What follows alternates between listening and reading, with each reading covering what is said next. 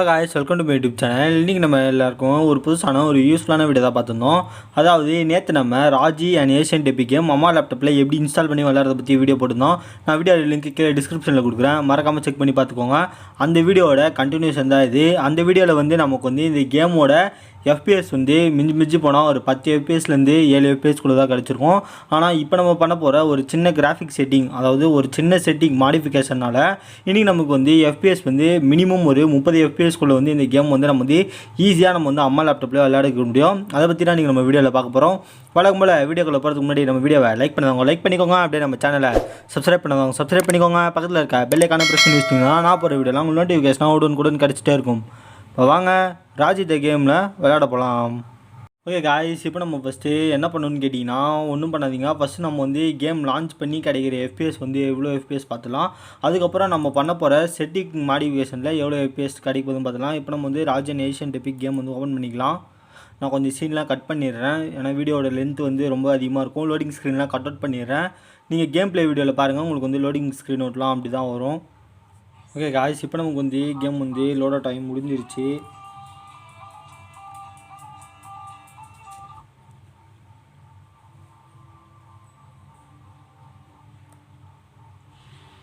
நான் வழக்கம் போல் வந்து இப்போ வந்து இன்ட்ரோ ஸ்கின்லாம் ஸ்கிப் பண்ணிக்கிறேன். ஃபஸ்ட்டு நம்ம வந்து கேம் உள்ளே என்னென்ன மாடிஃபிகேஷன்ஸ்லாம் நம்ம வந்து பண்ண முடியும்னு பார்த்துக்கலாம். இந்த இடத்துல வந்து உங்களுக்கு வந்து எஸ்கேப் பட்டன் ப்ரெஸ் பண்ணிங்கன்னா உங்களுக்கு வந்து செகண்ட் ஆப்ஷன் வந்து ஆப்ஷன்ஸ்னு இருக்கும். அதில் பெட்டியில் வந்து கிராஃபிக் செட்டிங்ஸ்னு போய்க்கோங்க. உள்ளே போயிட்டு இதில் வந்து ரெசல்யூஷன் வந்து இவ்வளோ ரெசல்யூஷன் தான் கொடுத்துருப்பாங்க. நீங்கள் இது கூட வச்சுக்கலாம், இல்லைனா இதை விட அதிகமாக தான் இருக்கும். நீங்கள் வந்து அந்த ரெசல்யூஷனையும் வந்து வச்சுக்கோங்க. வச்சுட்டு ஸ்க்ரீன் மோட் வந்து ஃபுல் ஸ்க்ரீன் கொடுத்துக்கோங்க. விசிங்க்கு வந்து ஆனில் இருக்கும், அதை வந்து ஆஃப் பண்ணிக்கோங்க. ஓவரால் குவாலிட்டி வந்து இது லோ பண்ணிட்டீங்கனாலே போதும். இது வந்து ஐன்னு வச்சுனா எல்லாத்துலேயுமே மீடியம்னு ஆகும். ஆனால் இதில் வந்து லோனே வச்சுக்கலாம். அப்போனா தான் வந்து நம்ம லேப்டாப்பில் வந்து ஃப்ரீக்வெண்ட்டாக அதிகமான எஃபிஎஸ் வந்து கேம் விளையாட முடியும். இப்போ இது மூலமாக பண்ணுறது மூலமாக நமக்கு வந்து ஒரு 20 எஃபிஎஸ் தான் கெயின் ஆகுது. இன்னொரு செட்டிங் வந்து நம்ம வந்து ஆப்புக்கு அவுட் சைடில் போய்ட்டு அந்த செட்டிங் வந்து பண்ணோம். அப்படி பண்ணுறது மூலமாக நமக்கு வந்து என்ன ஆகும்னு கேட்டிங்கன்னா, அந்த செட்டிங்ஸ் வந்து நம்ம என்ன பண்ணுறதுனால இன்னும் வந்து கொஞ்சம் கூடவே வந்து எஃபிஎஸ் வந்து கெயின் ஆகும். இப்போ நான் வந்து கேம் உள்ள வந்து நான் வந்து ரன் பண்ணி உங்களுக்கு வந்து எவ்வளோ எஃபிஎஸ் இருக்குதுன்னு காமிச்சிடுறேன்.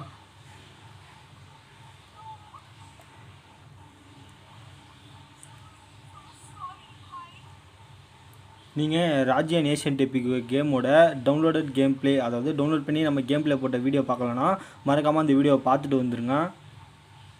அந்த வீடியோட லிங்க்கு நான் மேலே ஐ பட்டனில் கொடுக்குறேன், மறக்காமல் செக் பண்ணி வீடியோவை பார்த்துக்கோங்க.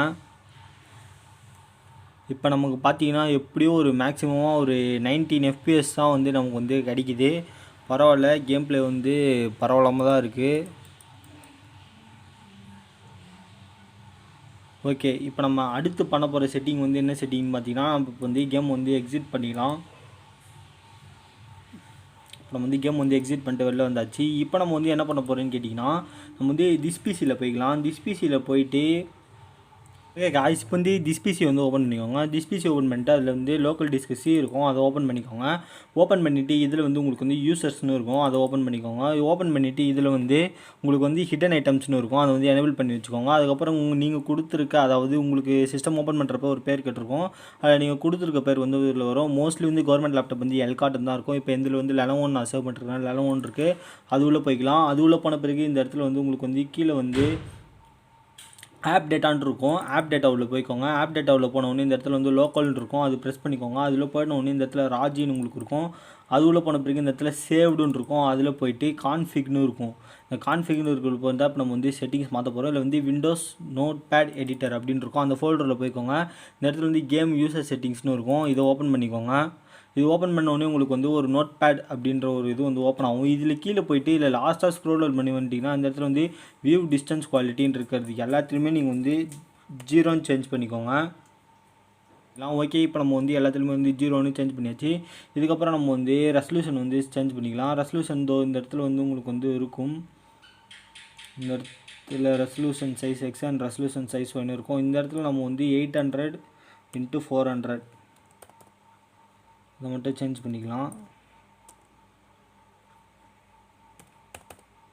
ஓகே, இப்போ நம்ம சேவ்னு கொடுத்துக்கலாம்.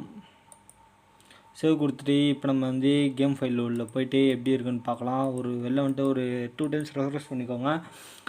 அதேமாதிரி இப்போ நம்ம வந்து கேம் விளையாட போகிறோன்னா ஃபஸ்ட்டு வந்து உங்கள் சார்ஜர் வந்து கனெக்ட் பண்ணிக்கோங்க, லேப்டாப்போட சார்ஜர் கனெக்ட் பண்ணிக்கோங்க. அப்போ தான் உங்களுக்கு வந்து கேம் ப்ளே வந்து அவ்வளோ லேக் இல்லாமல் இருக்கும். ஓகே, இப்போ நம்ம வந்து கேமில் வந்து போய்ட்டு எவ்வளோ ஃபேஸ்லாம் இருக்குன்னு காமிச்சிடலாம். நான் வந்து லோடிங் ஸ்க்ரீன் வந்து கட் பண்ணிடுறேன், ஆனால் வீடியோட லென்த் வந்து ரொம்ப அதிகமாகும்.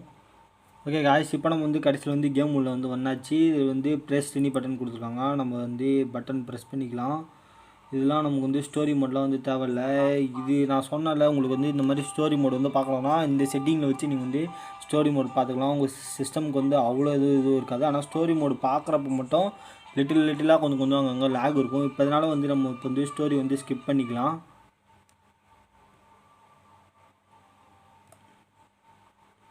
ஓகே, இப்போ நம்ம வந்து ஸ்டோரி வந்து ஸ்கிப் பண்ணியாச்சு. இப்போ நம்ம முன்னாடி பார்த்ததுக்கும் இப்போ பார்த்ததுக்கும் உங்களுக்கு வந்து நிறைய சேஞ்சஸ் வந்து தெரியும். டாட்டா இருக்குது, அவ்வளோ வந்து டீட்டெயிலிங் வந்து அவ்வளோலாம் இல்லை.